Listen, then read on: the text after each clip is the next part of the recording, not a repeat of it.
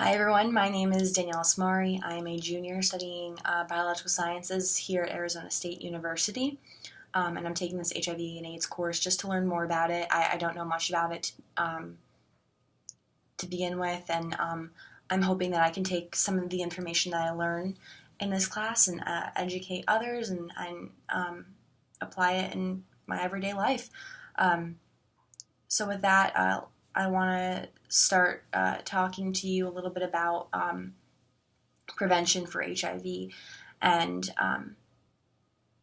I want to mention before we start that this is a safe space, and we're going to be talking about some pretty heavy subjects, and they might be uncomfortable for some people. So if a person needs to get up and leave the room, or get a glass of water, talk to a friend, whatever, I hope that that person comes back and sits down and take something away from this little lesson here.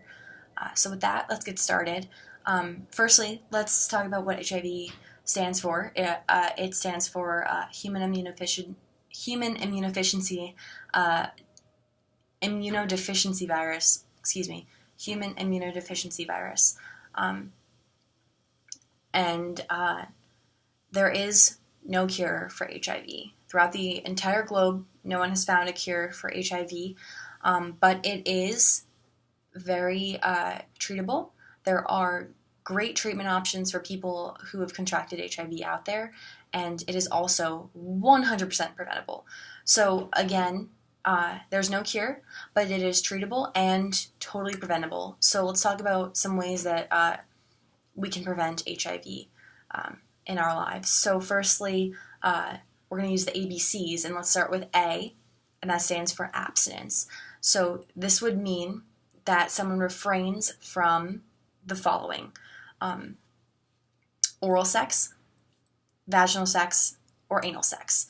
The reasons why you want to refrain from doing these actions is because HIV is swapped through bodily fluids, so anal fluids, vaginal fluids, and this could potentially lead to the contraction of HIV if one were to engage in a sexual act such as this, and the two people engaging in this act were not tested or are positive for HIV. So ways to be abstinent would be to hold hands, kiss, make out, be in the same room as someone, hug. You can rub genitals together through clothing, and you could potentially rub genitals together without clothing as long as anal or vaginal fluids are not swapped between the two people.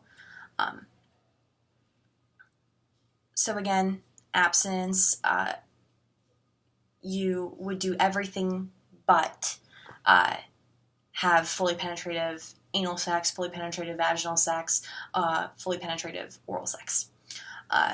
So let's move on to B. B stands for be faithful. So this means that a person would be in a fully committed relationship or a mutually exclusive relationship with another person or more people. And it's crucial that in these mutually exclusive relationships that both people are tested and found negative for HIV, and there is clear communication that when you're in this relationship, it is mutual or exclusive, or it is mutual and exclusive between the two people in the relationship. So being faithful, again, you're in a relationship, or a person's in a relationship with another person, and it is mutually exclusive. They're both tested negative for HIV, and they have clear communication that this is a mutually exclusive relationship. So that's B, be faithful. Let's move on to C, which stands for condoms. And this option is great for people who don't want to choose options A or B, so abstinence or being faithful. And condoms are great.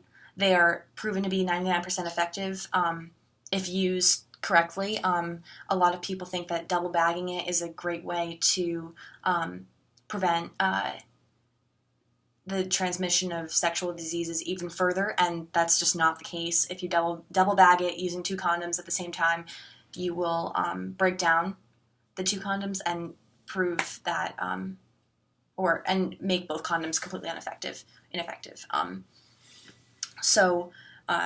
With condoms, there's latex, there's polyisoprene, but natural condoms don't protect against HIV. So natural condoms, again, don't protect against HIV. It would be great to use latex or polyisoprene condoms.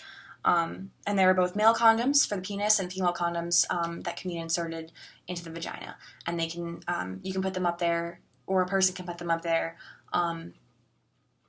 hours before having sex, and the condom would still work perfectly hours later when sex is happening.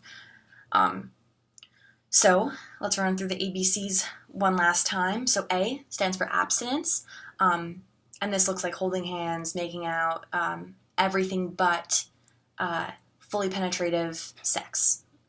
So no anal sex, no vaginal sex, and no oral sex. So B, be faithful. Or a person is in a committed, mutually exclusive relationship with another person.